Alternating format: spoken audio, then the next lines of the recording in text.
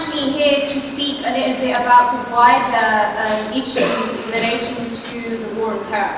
Now, we've focused a lot on prevent, but if you oppose prevent, then surely you could oppose the main. I'm going to try and deconstruct a little bit about what is actually behind the proposition in which Theresa May sort of introduced prevent as. So she said that prevent was targeting ideologies such as Al-Qaeda and affiliates, and basically what we learned later on is she actually took something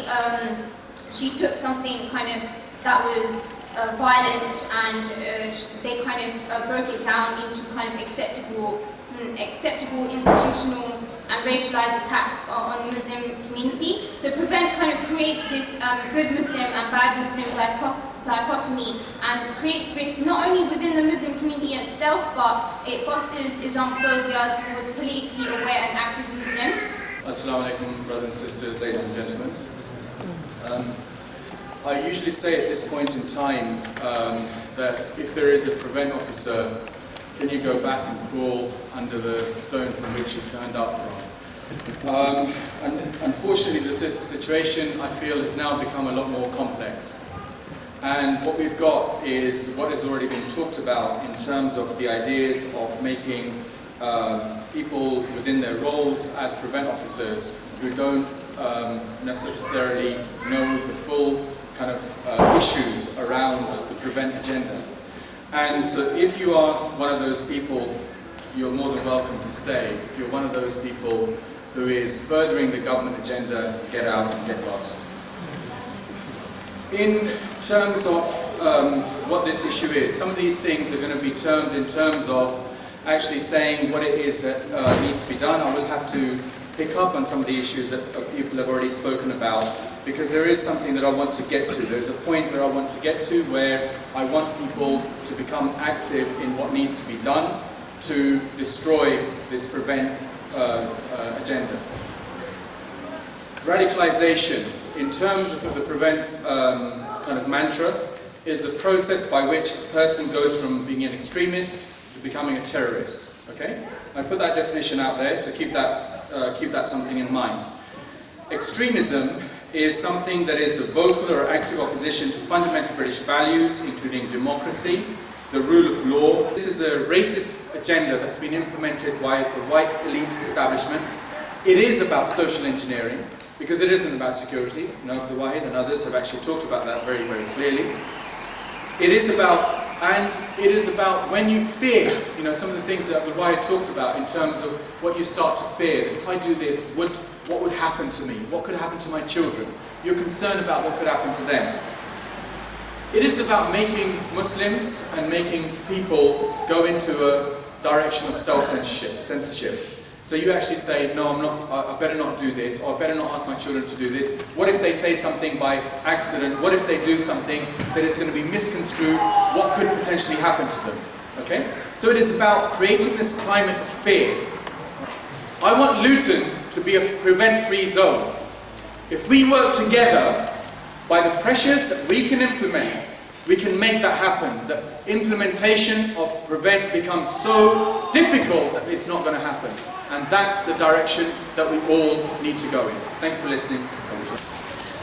I don't know what kind of state we live in when a 2-year-old child is now having to instruct me as their lawyer. And she's a little autistic girl. She wears very thick glasses. And she told me, with her mother's presence, that she was singing Zain Mika and Ashid, Mountains of Mecca. I was playing it actually with my children on the way up here. And she was reported to prevent. And a prevent officer came and spoke to her. She's autistic. So her mother did tell the nursery. Mother was not informed, was not invited to the discussion. And after the discussion, the prevent officer thought, well, it's borderline. I've also got a 15-year-old boy who actually spoke about Islam in religious education, and was stopped after his discussion, was interrogated, and it was an interrogation, by 4 teachers who asked him whether he prayed, whether he read the Quran, whether he goes to a madrasa, whether he even fasts in a firing of questions from different angles because the teachers deemed it appropriate to stand in different corners and bar questions at him. And this 15-year-old boy is beside himself now. He's now got psychological problems. And that's my concern here, that our children are now suffering. And we have to do as much as we can to protect them. And I concur with everything that's been said here. We have to stand up to Prevent. We have to. And one of the things you can do is your legal rights. So know them, inshallah, and have a lawyer on speed dial. I am part of Prevent Watch. Please have Prevent Watch on your speed dial. Get my number. There's a lot of lawyers here I see here. Get their numbers on speed dials. They'll speak to you straight away. Okay, so I'm going to deal with 4 scenarios. I know I'm conscious of time. I see you've got the timer there. So I'm 3 minutes and a half now. But I'm going to give you 4 short scenarios. There are going to be 5.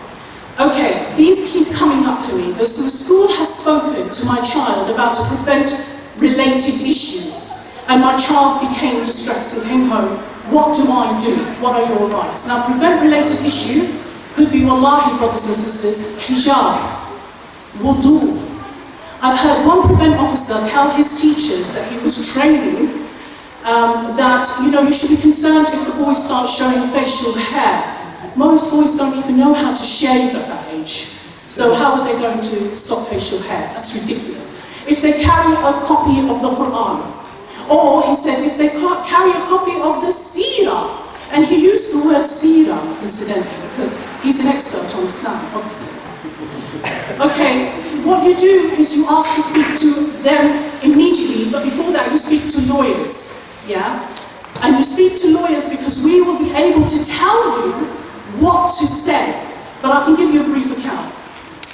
For example, I had one client who said to me that my child said, "Go to hell," to the children, and the parents said, "This is very extremist." And the assistant deputy head actually called mother in on the same day that her child said this, and said to her, "This is extremist."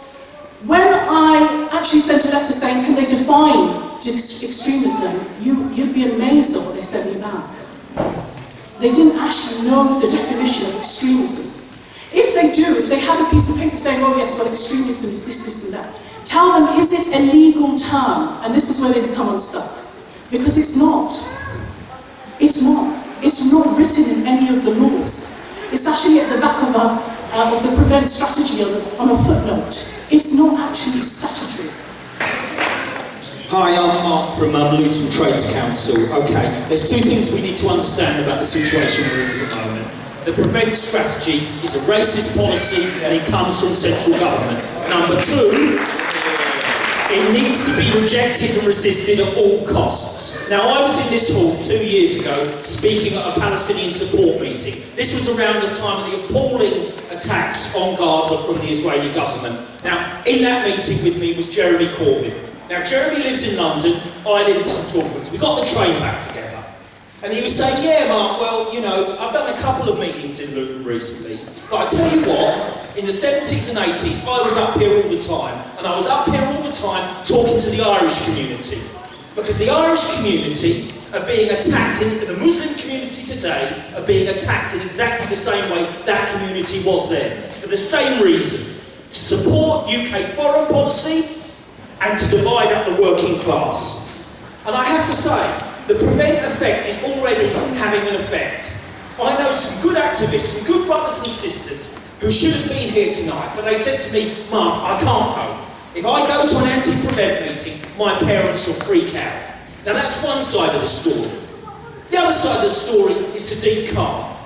Now, whatever you might think about Sadiq Khan, the racism that was levelled against him was absolutely appalling.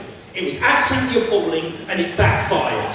He went on to get the most popular vote in modern political times. So the situation with Islamophobia in our society at the moment is extremely contested, and it's important that all sections of the community stand up, united and fight back against it. Now, we've got a situation in Luton where the Luton cabbies are going to have to get up and make a stand soon. And that's a fantastic opportunity for all sections of the community to come together and prove that nobody in this town is going to be browbeaten by anybody. least of all the British state. Now, there are two challenges that we have. First of all has been Raza. Raza's told us that we've got to make Luton a prevent-free zone, and I think that's very real, and we've got to make that challenge real. And secondly, what Mushtaq was saying about how we need to take an organising group from tonight's fantastic meeting forward and make sure this campaign becomes progressive and real. Thank you.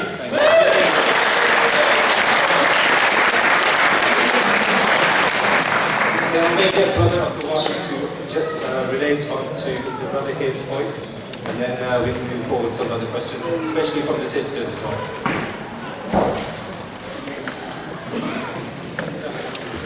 Yeah, the point the brother here was making about the secularization agenda was the point I was trying to make in my talk. The more Islamic you are, the more of a problem you are. Frankly, Muslims are the ones who manifest their religion publicly here and in the world. If you go to Syria and you speak to the opposition to Bashar al-Assad, or if you go to the street in Pakistan, you will see people wear their Islam openly. They want that to be the basis of their society. And that is one of the reasons why we bear the ire of this. And it is my fear that actually as we go down the road, one of the things I said, we'll start behaving less Islamically. One of the things we'll also do is self-censor ourselves on what we've been talking about for so long. Muslims here, living here, in Luton, in Britain, you care about what happens in Kashmir. You care about what happens in Palestine. You care about what happens in Syria. But there are Muslims I know, good Muslims, practicing Muslims, who increasingly are saying, you know what, we need to just address what happens here, because when you start talking about those problems around the world, you bring more of this radical rhetoric upon ourselves. Again, it's Muslim self-censoring. And you know, whilst our gentleman over here spoke very passionately about anti-racism, and I do agree with, I live in London, I do agree with him that I'm very happy that ordinary Londoners stood against the racism that was levelled in the election. Unfortunately, Sadiq Khan is the model Prevent Muslim. I believe it. The first point is Prevent is a case study in point. The real issue here is the secularization by force of law of Muslims primarily. In my professional capacity, I am aware of even Jewish and Christian schools being targeted. Grundon Hall in York and Whitechapel in Manchester, but 90% or thereabouts of the casualties, and there are casualties at the moment, are Muslim.